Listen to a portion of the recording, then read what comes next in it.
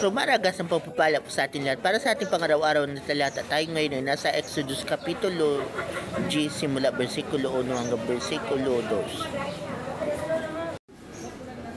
Sinabi ni Yahweh kay Moses, pumunta ka sa Paraon, pinagmatigas ko siya at ang kanyang mga tauhan para may pakita ko sa kanila ang aking kapangyarihan. Ginagawa ko ang mga kabalangin ito upang masabi ninyo sa inyong mga anak at apo kung paano ko pinaglaruan ang mga Ehipsyo. At sa gayoy malalaman ninyong lahat na ako si Yahweh. So sa passage na to, rinibil ni Lord yung plano niya kung paano niya mapaparusahan yung mga Egyptians. At rinibil din dito ni Lord na siya yung mismo ang gumawa ng paraan para maging matigas ang puso at damdamin at pati ang ulo ng Paraon at ng kanyang mga minister.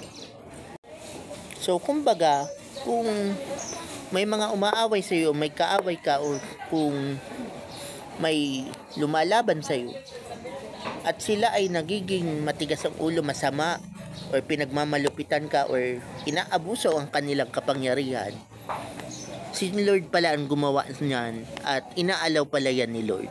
Bakit kaya?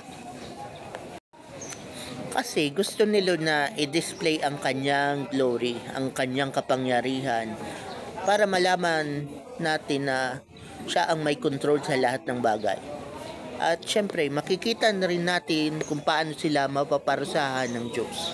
Kung paano pinarusahan niya yung mga Egyptians at yung Pharaoh. Nangyari to noon, nung panahon ng mga Pharaoh at yung mga minister niya. Kaya rin yung gawin ngayon ng Panginoon. So, kaya niyang parusahan yung mga ka-level ng Pharaoh. Mapang-abus sa kapangyarihan at ginagawang mga mukhang alipin o slave ang mga nasa paligid niya. Kumbaga, yung naninira sa iyo o nang umaaway sa iyo na kung sa tingin mo sila na naging pinakamasamang tao sa mundong ibabaw, kalooban niya ng Diyos. Pero asahan mo na darating panahon, mapaparusahan din sila. Regardless kung may authority sila, kung may kapangyarihan, or may position, hindi yun mahalaga. Kasi kontrolado ng Diyos ang lahat ng bagay.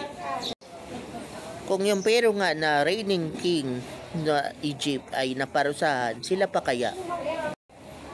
Pero ikaw, kung alam mo sa sarili mo, nagiging ka-level ka na ng Paraon, umasa kang parurusahan ka rin ng Diyos. Hindi ba?